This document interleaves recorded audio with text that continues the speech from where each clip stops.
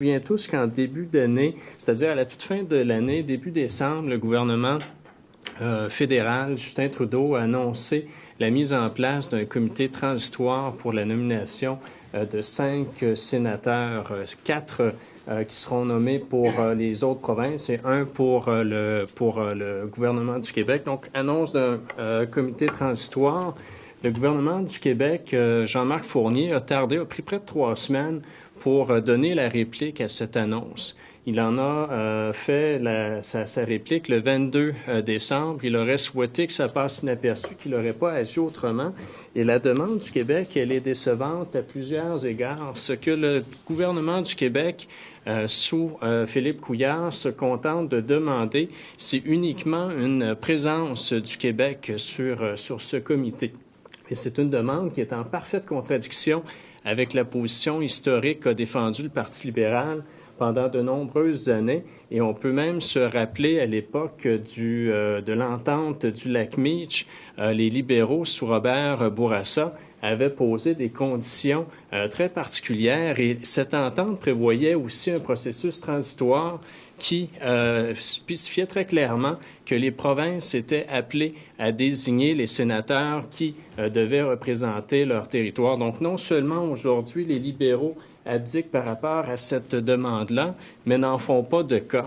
On aimerait rappeler au niveau de la coalition Avenir Québec que le Québec a été reconnu comme nation au niveau de la Chambre des communes.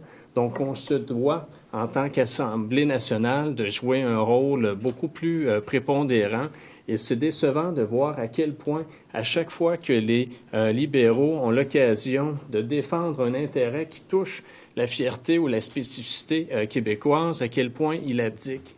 C'est la raison pour laquelle le statu quo ne nous convient pas au niveau de la coalition Avenir Québec.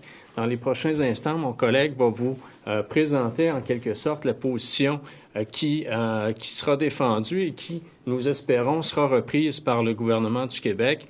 Et on profite également de l'occasion pour mentionner qu'on a envoyé une lettre ce matin au premier ministre Couillard pour lui demander de revoir sa position. Il est minuit moins une, en quelque sorte. La nomination, elle est incessante et c'est nécessaire pour le Québec de jouer un rôle plus prépondérant.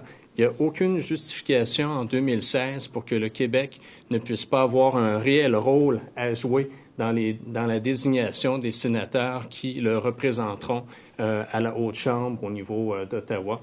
Donc, je cède la parole à mon collègue député de Bordua. Merci, Benoît. Eh bien, nous sommes déçus du gouvernement Couillard et nous déplorons la position de ce gouvernement sur la réforme du mode de sélection des sénateurs sur 2 volets. Sa position sur le régime transitoire, ainsi que sa proposition de réforme sur le régime permanent de nomination. Il nous apparaît inacceptable que soient choisis de nouveaux sénateurs et que les Québécois n'aient aucun mot à dire. La proposition du Parti libéral est un recul historique. Depuis son élection, nous avons pu constater le manque de volonté du gouvernement Couillard de faire valoir les intérêts des Québécois à Ottawa. La proposition de réforme du mode de nomination des sénateurs proposée par le gouvernement fédéral est un test de leadership pour le premier ministre du Québec. Cependant, le gouvernement Couillard échoue par sa timidité, par sa gêne, à défendre la spécificité et les intérêts du Québec dans les institutions fédérales. Lorsque vient le temps de défendre le caractère identitaire et distinct de la nation québécoise, le premier ministre du Québec est absent et c'est le Québec qui en souffre. Les Québécois veulent moderniser leur façon de faire. De notre côté, la CAQ a mis sur la table une proposition majeure pour profiter de la fenêtre d'opportunité qui accourt présentement. Notre proposition est concrète, pragmatique et respecte la volonté des Québécois, ainsi que la réalité nationale du Québec. Ce sont les Québécois qui, par leur Assemblée nationale, doivent choisir leurs représentants au Sénat. Le mécanisme proposé ne nécessite aucune modification constitutionnelle. L'Assemblée nationale pourrait, par un vote aux 3/4 des députés, soumettre le nom de 3 candidats au gouvernement fédéral, parmi lesquels ce dernier pourrait choisir. La solution mise de l'avant par la CAQ est réaliste, non partisane et démocratique.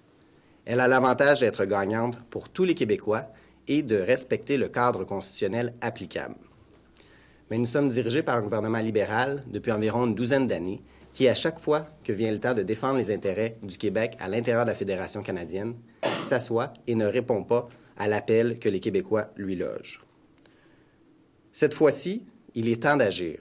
Le moment est propice, il y a une fenêtre d'opportunité.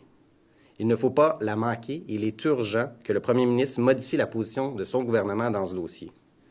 Les Québécois forment une nation et s'attendent à ce que le Québec ait son mot à dire à Ottawa pour la nomination des personnes qui occuperont le poste de sénateur, qui pour l'instant est encore au centre du processus législatif du Parlement fédéral.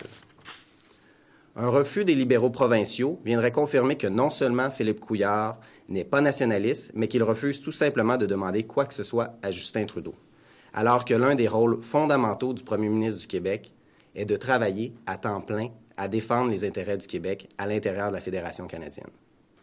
Vous savez, à la CAQ, nous avons un projet rassembleur, un projet nationaliste où tous les Québécois qui veulent faire progresser la nation du Québec à l'intérieur du Canada sont les bienvenus. Et c'est clair que ça passe par accepter que le Québec ait son mot à dire dans la nomination de ceux qui composent une des deux chambres législatives du Canada. Contrairement aux libéraux provinciaux, nous souhaitons travailler de manière constructive avec le gouvernement fédéral, lui montrer qu'on est prêt à collaborer sur des enjeux concrets. Le Sénat est en un bon exemple. La proposition que nous mettons de l'avant aujourd'hui est pragmatique, concrète et applicable. Notre proposition vise à rassembler tous les Québécois autour d'un but commun, soit la défense des intérêts du Québec. Nous demandons donc à Philippe Couillard ainsi qu'à Jean-Marc Fournier de prendre leurs responsabilités, de faire preuve de courage et d'ambition et de défendre maintenant, plus que jamais, les intérêts des Québécois auprès du gouvernement fédéral.